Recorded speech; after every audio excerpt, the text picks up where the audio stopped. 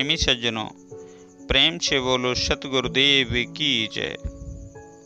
प्यारे साथियों, पांचवें सिख गुरु श्री गुरु अर्जुन देव जी मानव मन को समझाते हुए कहते हैं कि हर इंसान को इस धरा पर सांसों की कुछ पूंजी देकर भेजा गया है और जैसे ही सांसों की पूंजी समाप्त हो जाएगी उसी क्षण हमें इस असार संसार से कूच करना होगा।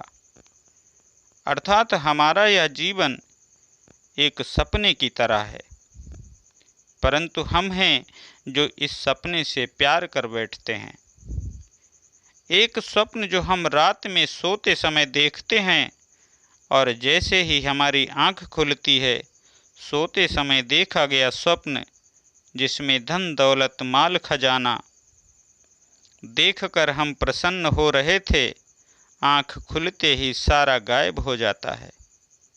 इसी तरह इस असार संसार में ये जो माया धन दौलत बीवी बच्चे घर परिवार हम देख रहे हैं, ये भी एक स्वप्न ही है। बस फर्क सिर्फ इतना है, रात को देखा गया स्वप्न आंख खुलने पर गायब हो जाता है और दिन में देखा गया स्वप्न आंख बंद होने पर गायब हो जाएगा। प्यारे साथियों, हम इन्हीं सांसारिक सुखों के मोह में पड़कर प्रभु परमात्मा को विचार बैठते हैं और सांसारिक सुखों की प्राप्ति हेतु विषय विकारों में फंसे रहते हैं। इस बात की हमें अच्छी तरह गांठ बांध लेनी चाहिए कि हमारे देखते ही देखते बड़े बुजुर्ग इस संसार से विदा हो गए। प्यारे साथियों, सतगुरु कबीर साहब रामायणी के माध्यम से कहते हैं, अम्बु की राशि समुद्र की खाई, रवि शशि कोटि 33 भाई। भमर जाल में आसन माड़ा, चाहत सुख दुख संग न छाड़ा। दुख को मर्म न काहू पाया, बहुत भांति के जग भरमाया।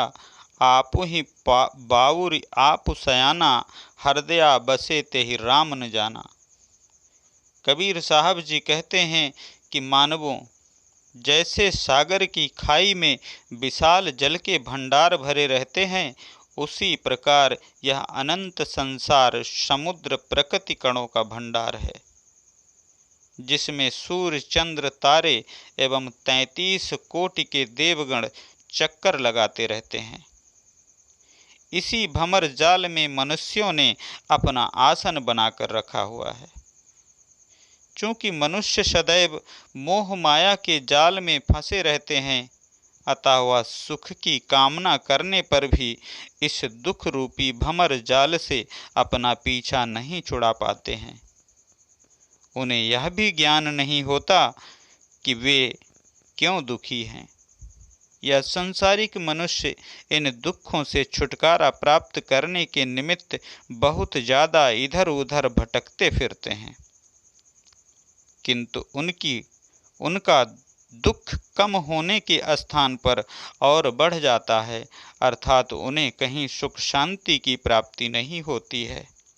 अपने चेतन स्वरूप को न समझकर अपने शरीर को ही अपना स्वरूप मानकर लोग बावरे हो गए हैं। यदि यह सांसारिक लोग अपने आत्म स्वरूप को जान जाएं, तो वे विवेकवान बन जाएं। अर्थात वे मनुष्य या नहीं समझ पाते कि जो चेतन चित्त में बसा हुआ है वही राम है, अर्थात परमात्मा है। साहब साखी के माध्यम से कहते हैं, ते ही हरि ते ही ठाकुर, ते ही हरि के दास। नायम भया न जामिन, भामिन चली निराश। साहब कहते हैं कि सर्वात्मा राम ही हरि है, वही ठाकुर यानी स्वामी है और हरि के दास भी वही है। अतः ऐसे लोगों को लक्ष्य प्राप्त करने में न तो संयम काम आता है और न ही उनके गुण काम आते हैं।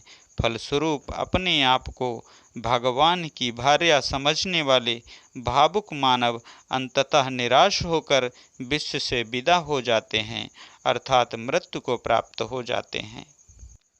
प्यारे साथियों, आपने देखा होगा छोटे बच्चे नदी के किनारे रेत का घर बनाते हैं। यह मेरा घर, दूसरा कहता है यह मेरा घर।